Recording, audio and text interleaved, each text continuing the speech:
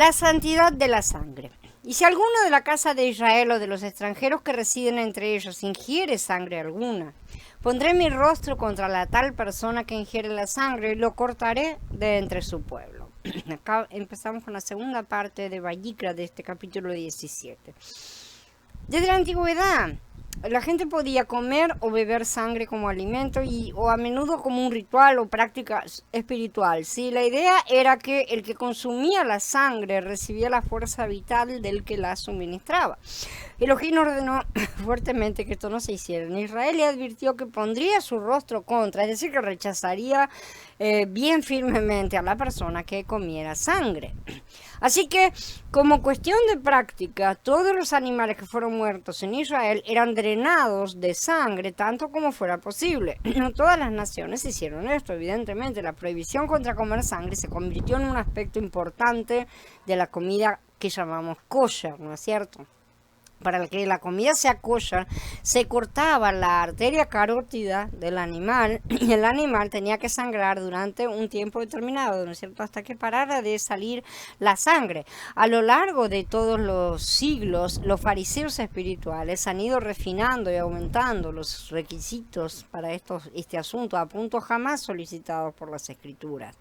En Maaseh 15, el concilio de Jerusalén dijo a los creyentes gentiles de Antioquía, de Siria y de Cilicia que no debían comer sangre o carne que no se hubiera matado sin drenar. Eso es abstenerse de ahogados, ¿sí? Es decir, de un animal muerto cuya sangre no hubiera sido derramada como agua, como dice, ¿no es cierto?, cubierta con tierra. A pesar de que lo que digan muchos, este mandato continúa vigente, ¿sí? Realmente todos somos culpables de este asunto, ya que las carnes que comemos no son correctamente matadas según las escrituras indican. Por supuesto, las mismas no contemplan bajo ninguna circunstancia un tipo de matanza industrial como el que tenemos hoy, ¿no es cierto? Así que necesitamos rogar al Padre que nos perdone por haber estado cargando con esta culpa, entre tantas otras, de todas esas cosas que no sabíamos que estábamos haciendo mal, que nos permita encontrar una salida viable en su momento, y yo creo que todo se encontrará durante el milenio, ya que para eso necesitamos regresar a un estilo de vida en el cual podamos tener nuestros propios animales, básicamente, ¿no es cierto? O al menos poder comprar en carnicerías que respeten la regla bíblica. Y aún por eso estar fuera de eso está aún fuera del alcance económico de todos en la actualidad, ¿no es cierto? Porque las comidas que tienen el sello de kashrut son fuera de todo precio, desproporcionado. Mientras tanto, atenernos a los consejos de Shaul: coman de todo lo que se vende en la carnicería sin preguntar nada por motivo de conciencia. Y también porque todo lo que Elohim ha creado es bueno y no hay que rechazar nada cuando se recibe con acción de gracias, pues es santificado por medio de la palabra de Yahweh y de la oración.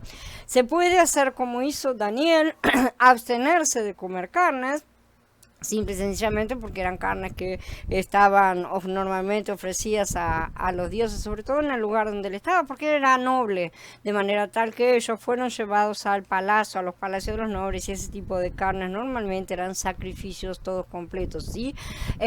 O también se puede simplemente ahora, que estamos en una época que ya vino Yahshua también, porque Daniel estaba antes, entonces hay que entender los tiempos en los que cada uno decía las cosas y se comportaba de acuerdo a sus tiempos correctamente.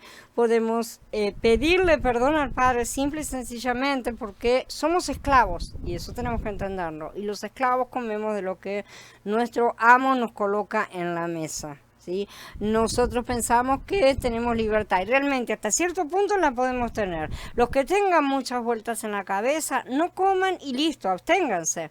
No se compliquen la vida tampoco de una manera tal de estar recriminándose. Absténganse, pidan perdón por el pasado y listo. Si no, pueden pedir perdón y pedirme la bendición de Yahweh por todas estas cosas, porque no es solamente el problema de la carne lo que nos contamina. Hay muchas más transgresiones alimenticias y de muchos otros tipos en los cuales estamos completamente en transgresión, pero también estamos completamente bajo yugo de hierro.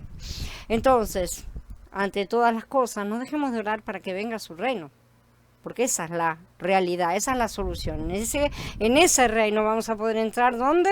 En la buena tierra, caramba. Entonces vamos a poder recuperar nuestra libertad. Esa buena tierra es la buena tierra que se ha perdido de todo el planeta, ¿sí? Entonces se va a poder recuperar de una forma u otra que yo no sé cómo hacer, pero sí recuperar la autonomía alimenticia en general y también sospecho económica y de muchas otras cosas, ¿no es cierto?, sobre la tierra, poder practicar las cosas según lo ordenado por el Adón, empezar a bueno, vamos a hacer lo que él nos pide. Tenemos abogado que carga con todas estas cosas y se las adjudica a su autor, que es el que ha estado impidiendo de una u otra forma, aprovechando sí, ciertamente sí de la raíz de pecado que está dentro de la gente, pero de cualquier manera poniendo piedra de tropiezo para todos aquellos que buscan seguir a Yahweh, ¿sí? Entonces, porque la vida de la carne está en la sangre y yo se la he asignado a ustedes para hacer expiación por sus vidas sobre el altar. Es la sangre como vida la que realiza la expiación, por lo tanto no pueden comerla, chicos. Ese es el punto, ¿no es cierto?, de la sangre. Elohim indicó que hay un secreto en la sangre, en ella está la fuente de la vida. Cuando la sangre deja de circular, el cuerpo muere. Aunque esto es un tipo de una realidad espiritual, también es una realidad física relacionada con el ámbito espiritual, ciertamente. La diferencia era que entre los paganos ellos decían, la vida está en la sangre, debo comer o beber y entonces tomo esa vida para mí, ¿no es cierto? El israelita, en cambio, decía, la vida de la carne está en la sangre, por lo tanto pertenece a Elohim y no a mí. ¿Sí? Esa es la diferencia que el Padre establece para los israelitas. Lo está estableciendo el Padre. El israelita terminó asumiendo muy bien ese punto. Esto enfatizó una idea poderosa realmente. La vida pertenece a Elohim. Elohim pone su rostro contra la persona que toma la autoridad sobre la vida para sí misma. La vida depende de la sangre, se conserva con la sangre y se nutre de ella. Cuando suficiente sangre sale del cuerpo, la persona se muere, ¿no es cierto? La vida sale de ese cuerpo. Yahweh además enfatiza el punto más elevado relacionado con la sangre, porque contiene la vida, ella es lo único que puede expiar la muerte. ¿Sí? Debido a que la vida de una criatura está en la sangre expía la vida de uno. Una vida es sacrificada por otra y esto establece el sistema de sacrificio sustitutivo, ¿sí?, en el cual la persona realmente culpable traspasa sus pecados a un animal, que es un tipo de Yeshua, para que éste los cargue y pague esa culpa con su sangre. El bichito moría y derramaba su sangre, ¿sí? Y en lugar del culpable. Después, además, una vez al año, tenemos que todos los pecados, entonces, que fueron juntados, serán imputados a Hasatán, ahora realizado una vez por todas, también por Yeshua. Todas las cosas fueron realizadas de una vez por todas. Todo lo que fue predestinado, fue mostrado, más que para la comprensión humana, porque no estaba al alcance de la comprensión de los hombres en esos tiempos, y a pesar de que, miren todo el tiempo que ha pasado, todavía no ha entrado del todo en la cabeza de la mayoría hoy por hoy. No lo han terminado de comprender. Estos mensajes eran para otro nivel, eran para todos los malajim caídos y no caídos, ¿no es cierto?, para que vieran cuál es el plan del Padre. Ellos sí entienden bien todas estas imágenes. Ahora solo falta, entonces, la ejecución de este juicio que Yeshua ya realizó. Mientras tanto, los pecados que le entregamos a Yeshua continúan siendo imputados a Azazel, porque él ya hizo su parte.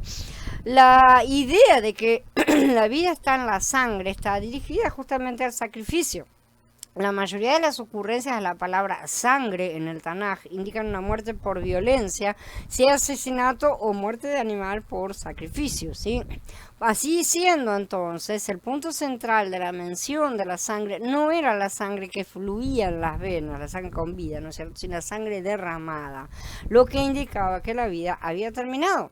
Por lo tanto, comer sangre era profanarla porque era comer algo sagrado. Por eso le digo al pueblo israelita, ninguna persona entre ustedes debe ingerir sangre, ni el extranjero que reside entre ustedes debe ingerir sangre. Y si algún israelita, algún extranjero que reside entre ustedes caza un animal o una ave que se puede comer, derramará su sangre y la cubrirá con tierra.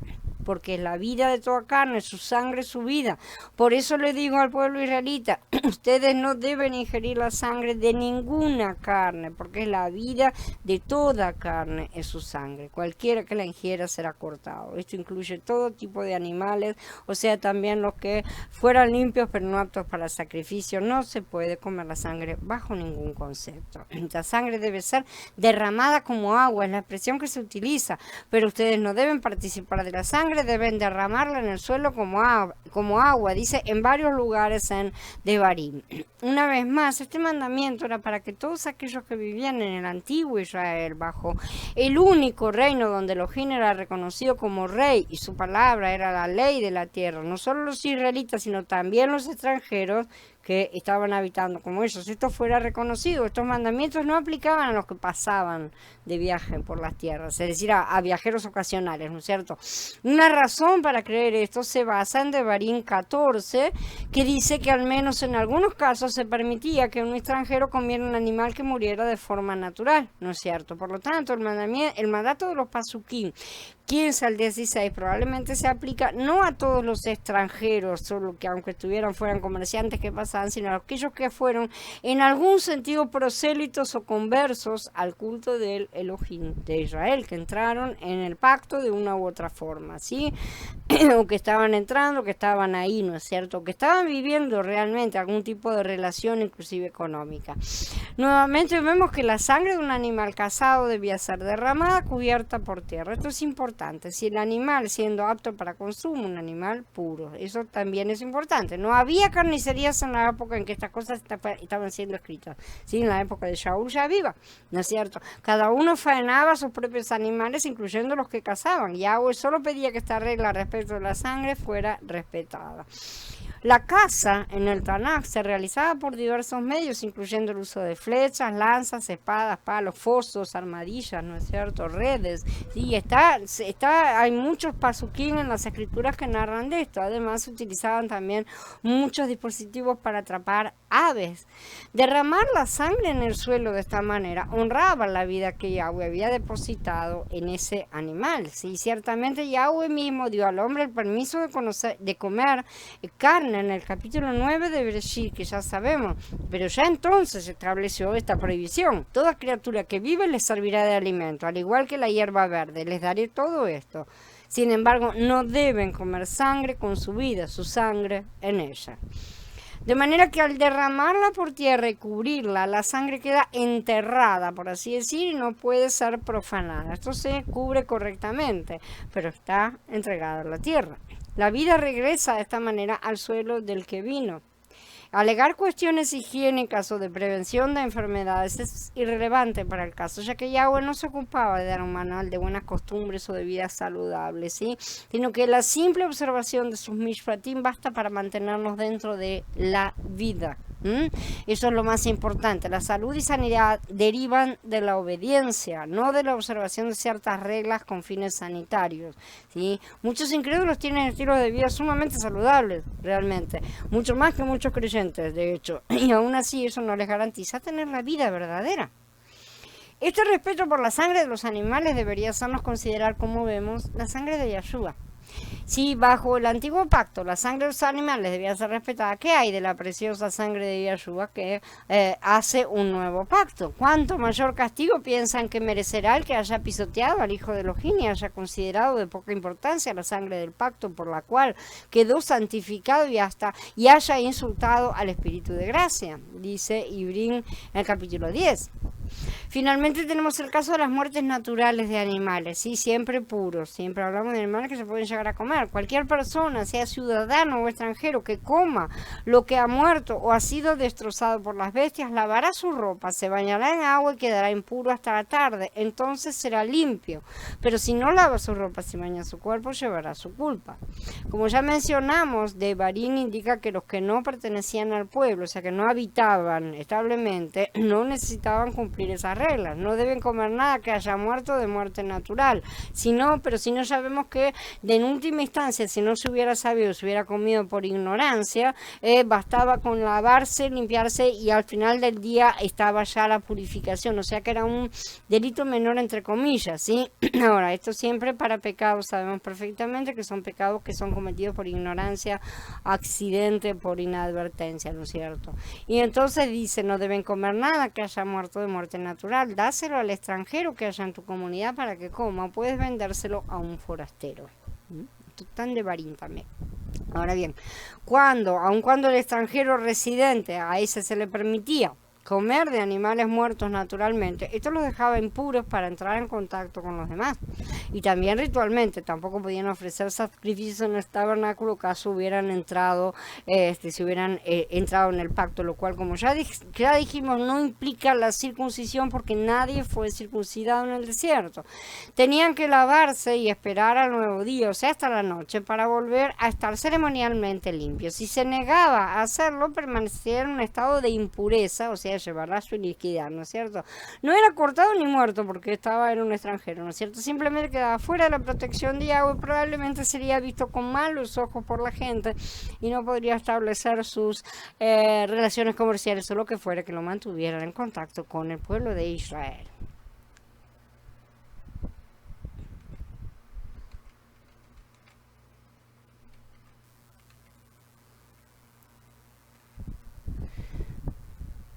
Conclusión.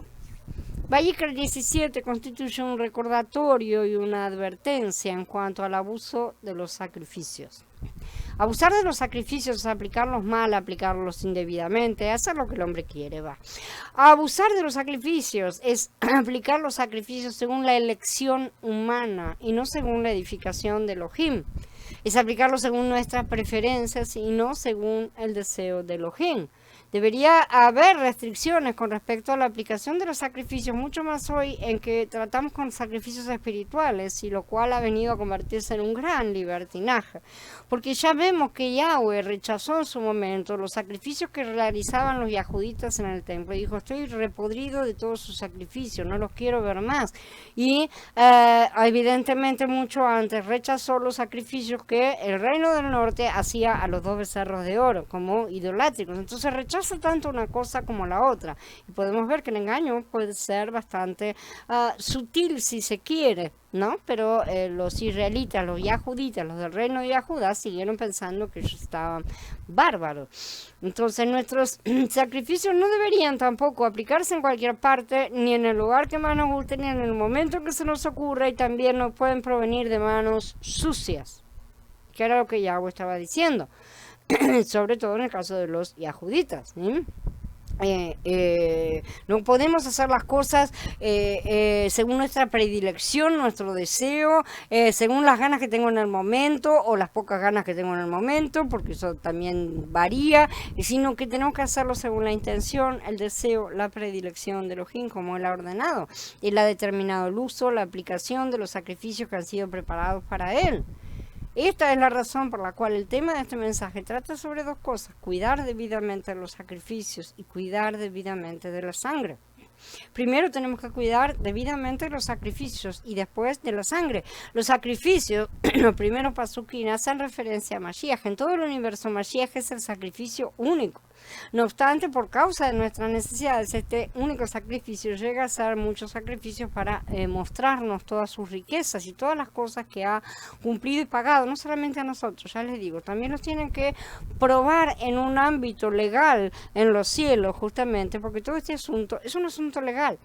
Es un sacrificio en muchos aspectos el de Yahshua, es la ofrenda por las transgresiones, por el pecado, el holocausto, la ofrenda de harina, la ofrenda de paz. Por lo tanto, él es un único sacrificio que llega a ser 5 sacrificios, o un sacrificio con 5 aspectos, como se quiera decir. En las escrituras, la sangre hace referencia a la obra redentora de Mashiach, mientras que los sacrificios hacen referencia a la persona de Mashiach. La sangre hace referencia a la obra de Mashiach y a la vida que fue derramada para pagar y que fue y después imputada a todos. Nuestra fe se basa en la persona y obra de Mashiach. En el capítulo 17 se mandó que no ofrecieran los sacrificios en cualquier lugar, ¿no es cierto? Más bien era requerido que llevaran sus sacrificios a un lugar único, donde Yahweh colocaba su nombre, el único lugar que Elohim había escogido y designado. El único lugar escogido por Elohim era la entrada de la tienda de reunión delante del tabernáculo de Yahweh. Esto está en el Pasuk 4, ¿no es cierto? Este único lugar, la entrada de la tienda de reunión, representaba la congregación. Después sería el templo, pero eso es lo de menos, sino que esto representa al cuerpo, a la congregación. Hoy en día la congregación es el lugar del tabernáculo de Elohim, es el lugar de la tienda de reunión. Él anda en medio de los candelabros, que son las congregaciones locales. El sacrificio debía ofrecerse únicamente en el lugar donde estaba el tabernáculo. Esto significa que hoy debemos aplicar Mashiach en la congregación, que es el lugar donde Elohim mora. Él habita ahí. En Vayikra, la morada de Elohim sobre la tierra era el tabernáculo, ¿no es cierto? En ese momento, en la era del Berijadashá en la que estamos, la morada de Elohim es la congregación. Estuvo un tiempo intermedio en que fue el templo. Por lo tanto, según lo que significa ofrecer los sacrificios a la entrada de la tienda de reunión, debemos aplicar a Mashiach en la congregación, que es el lugar donde Elohim habita hoy.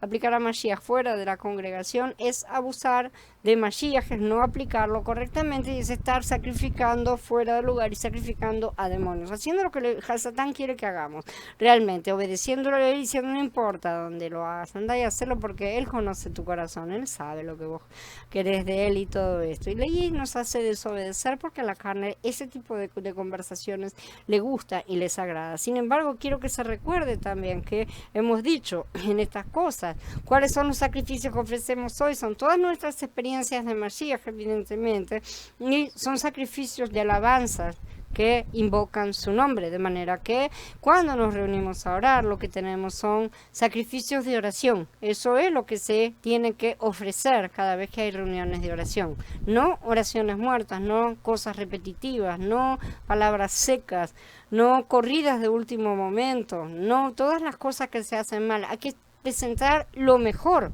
para él.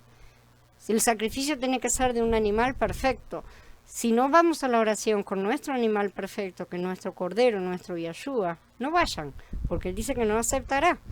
Elohim ha establecido que bebamos de una sola sangre, que recibamos una sola creencia. La única sangre dispuesta por Elohim es la sangre que Yahshua HaMashiach derramó en el madero, no hay otra.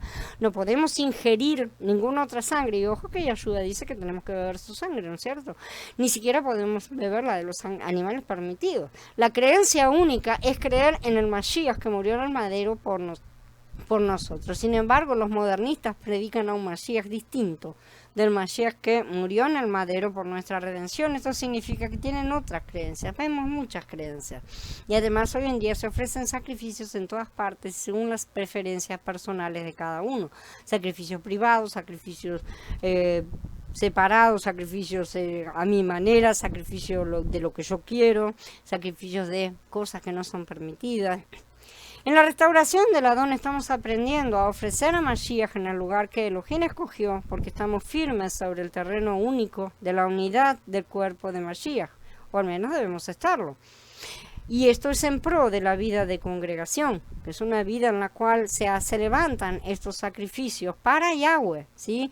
No tenemos ninguna otra posición, no tomamos como base ninguna otra cosa ni persona que no sea la unidad del cuerpo de Mashiach. Así, de esta manera, al reunirnos sobre este terreno, el lugar que Elohim escogió, aplicamos debidamente a Mashiach. Esta es la forma de aplicarlo, y esto es lo que significa ofrecer los sacrificios, aplicar a Mashiach conforme a la elección de Elohim.